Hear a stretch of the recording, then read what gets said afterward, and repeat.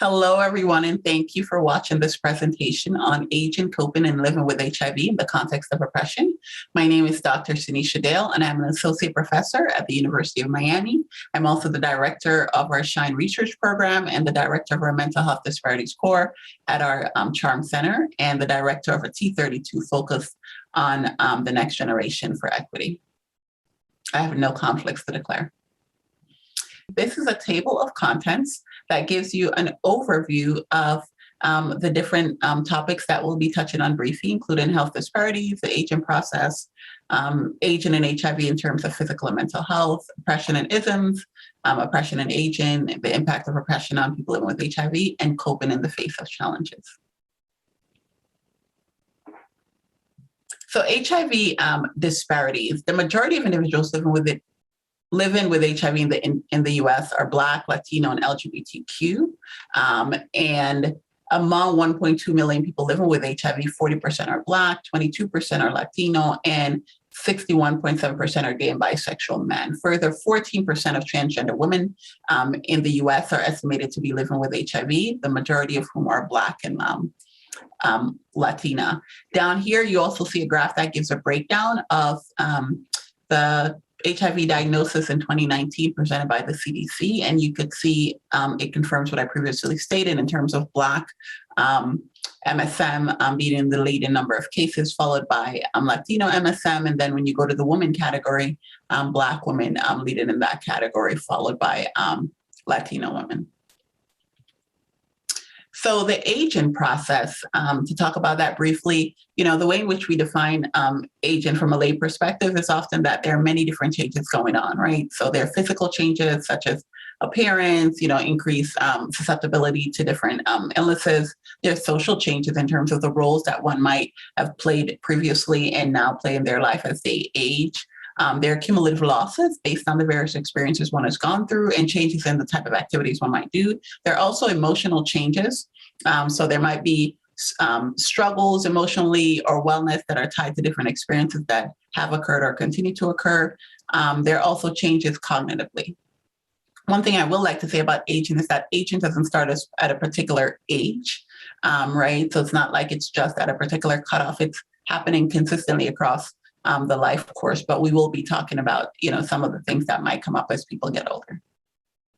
So aging and HIV for the physical implications. For people living with HIV, research has shown that in individuals older than 50 years old, there's an increased loss in CD4, there's immune recovery decline, there's a higher risk for serious non-HIV-related illnesses, and that there are also increased risk for comorbidities, as I stated earlier. So you might see increased risk for hypertension, artery diseases, cardiovascular disease, kidney, et cetera. Aging and HIV also is important to talk about in the context of mental health, right? So we may observe more social isolation as a result of decreased social participation and engagement. Older people living with HIV are more likely to experience mental health and neurocognitive impairment. Older people living with HIV report lower physical and mental health and experience more negative life events, anxiety, and stress. And we also see a higher prevalence of depression among people living with HIV and a higher prevalence of PTSD diagnosis and recent trauma. And I would like to say that the mental health that we're seeing here is also could be impacted by oppression and different isms that people are experiencing. So intersectional discrimination and stigma. So I put the word intersectional here to remind us that these different forms of oppression or discrimination or stigma that people are experiencing are overlapping and they intersect.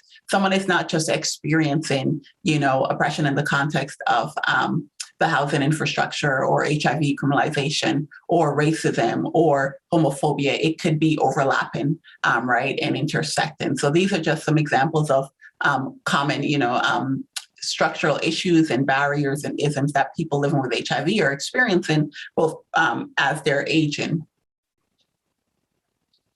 So the impact of oppression on aging, it's impacting people both at the cellular level, and also the behavioral level that we'll talk about next. But at the cellular level, for instance, discrimination and stigma can result in elevated levels of stress hormones such as cortisol, and that impacts inflammation and then places the individual at risk for other health issues. There was a study by Carter and colleagues that have found that among African Americans, the experience of racial discrimination between the ages of 10 and 15 was later related to depression as they got older, and then that was related to accelerated aging at the cellular level. So then again, it's getting under the skin. How do we see this oppression impact the lives of people living with HIV? If you look to the right here, this is a model that we use in my SHINE program to guide much of our work. And it's in thinking about the fact that when we think about oppression and we think about isms, those things can generate daily experiences and also major non-daily experiences that then impact our mental health, right? Our well-being, our mood. It might lead to needing to cope by using non-adaptive mechanisms, be it such as substance use. And then our mental health is tied to the health behaviors we engage in, right? So whether or not someone is taking their medication as frequently, that is linked to mental health. So if someone is struggling with PTSD or depression, research has shown that there's lower medication adherence. There's also lower engagement in care in terms of going to appointments. And then ultimately, when we see, that negatively impacting health behaviors, then ultimately that's going to impact HIV viral suppression, which is how much virus is within somebody's body. So the more medication you take, the more you show up to appointments, that will lower the HIV viral load. But if we have these isms that are impacting your mental health and then negatively impacting your health behaviors, then we're going to see an impact on viral load and viral suppression. And stigma can impact our mental health by resulting in things such as isolation and being excluded, which of course is going to impact your mental health.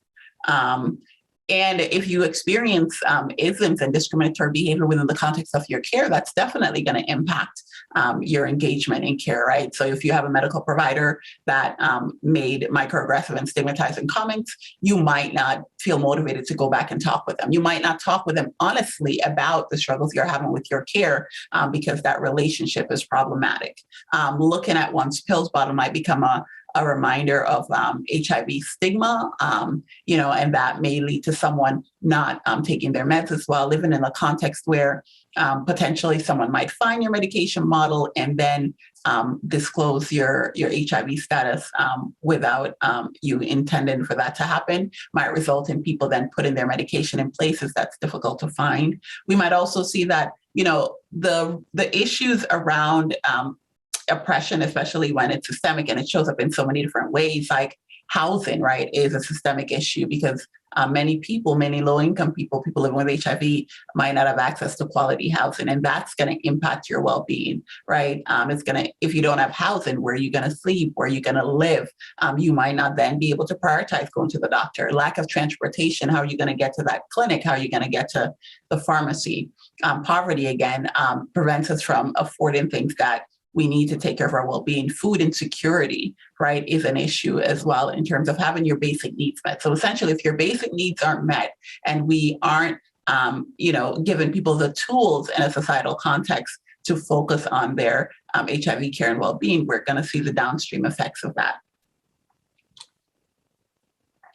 But despite all of this, despite the context of oppression and the ways in which these negative things have impacted the lives of people aging with HIV, people are learning how to cope, people are taking care of themselves, and some people are thriving. And so these are some tools that people have used along the way. And one of my greatest inspiration has been working with comrades and colleagues and activists in the space who are living with HIV and really getting an in-depth understanding of ways in which people are pushing. So going to therapy, listening to music, watching movies, preparing their favorite meal, going for a walk, reading, writing, doing arts and crafts, getting adequate sleep and rest, helping others, engaging in activism, leaning into a higher power or spiritual practices, and also setting boundaries are important coping strategies. These are a list of references. And I'd like to say thank you for coming to this presentation today. And thank you to our participants, our community consultants, stakeholders, and the overall SHINE team, and to our funders. Below, you will also see contact information in case you want to reach out or learn more about our work. Thank you.